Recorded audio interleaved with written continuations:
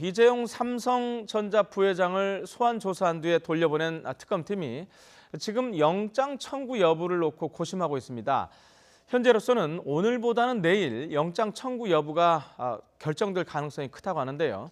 특검 취재기자 연결해서 자세한 내용 알아보도록 하겠습니다. 김승환 기자. 네, 특검 사무실에 나와 있습니다.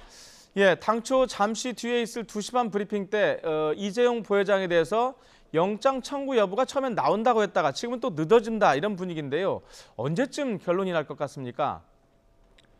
네, 조금 뒤인 오후 2시 반에 특검의 정례 브리핑이 열릴 예정인데 이와 관련해서 특검 관계자는 이재용 부회장에 대한 영장 청구 여부를 오늘 결정하지는 않을 것이라고 밝혔습니다. 따라서 내일 결과를 발표할 것으로 보이는데요.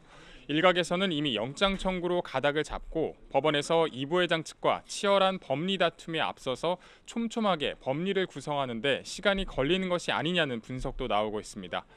이 부회장은 뇌물 공여와 국회 청문회에서의 위증 혐의를 받고 있습니다. 특검은 이 부회장이 자신의 경영권 승계와 관련해서 삼성물산과 제일모직의 합병 찬성에 대한 대가로 최순실 씨 측에 거액을 지원하는 데 관여한 것으로 의심하고 있습니다. 하지만 이 부회장은 삼성이 대통령의 강압 때문에 지원금을 낸 것이지 어떤 대가성은 없었다는 입장을 거듭 밝혀왔습니다. 이 부회장에 대한 사법 처리 여부는 박근혜 대통령을 향한 뇌물죄 수사로 가는 중요한 밑거름인 만큼 특검이 어떤 선택을 할지 주목할 만한 부분입니다. 이와 함께 최지성 부회장과 장충기 사장 등 삼성 수뇌부에 대한 사법 처리 방향도 관심인데요. 특검이 이 부회장에 대한 구속영장을 청구한다고 가정한다면 이 부회장뿐 아니라 어느 선까지 책임을 물어서 영장 청구를 했을 경우 가장 수사에 유리할 것인지 경우의 수를 두고 고민이 깊을 것으로 보입니다.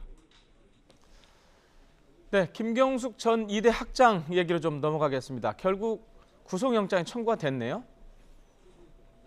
네, 특검은 김경숙 전 이대 학장에 대해서 업무상 방해와 위증 등의 혐의로 구속영장을 청구했습니다. 이대 교수로는 이미 구속된 류철균 교수와 남궁곤 전 처장에 이어서 세 번째입니다. 김 전 학장에 대한 구속 여부는 모레 법원에서 열리는 구속 전 피의자 신문을 통해서 결정이 되는데요. 특검은 김 전 학장이 이대가 최순실 씨의 딸 정유라에게 각종 특혜를 준 과정을 주도한 것으로 판단해 영장을 청구한 것으로 보입니다. 이에 따라 최경희 전 이화여대 총장에 대한 소환도 조만간 이뤄질 것으로 전망됩니다.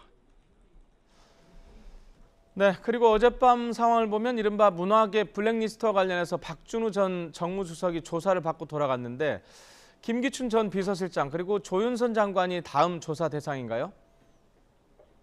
네, 특검은 블랙리스트를 청와대 정무수석실에서 처음 만들고 교육문화수석실을 거쳐서 문화체육관광부로 내려간 것으로 보고 있습니다. 이와 관련해서 김종덕 전 문체부 장관, 정관주 전 문체부 1차관 그리고 신동철 전 비서관까지 모두 3명을 구속하면서 수사에 속도를 내고 있는데요. 이에 따라 이번 주 박 전 수석의 후임으로 정무수석직을 맡았던 조윤선 문체부 장관과 블랙리스트 작성의 윗선으로 지목되는 김기춘 전 비서실장을 불러서 관련 의혹 전반에 대해서 추궁할 것으로 보입니다. 이 과정에서 김 전 비서실장을 넘어서 박 대통령과 최순실 씨가 블랙리스트 작성과 관리에 어떤 역할을 했는지 규명할 수 있을지도 관심을 끌고 있습니다. 지금까지 서울 대치동 특검 사무실에서 YTN 김승환입니다.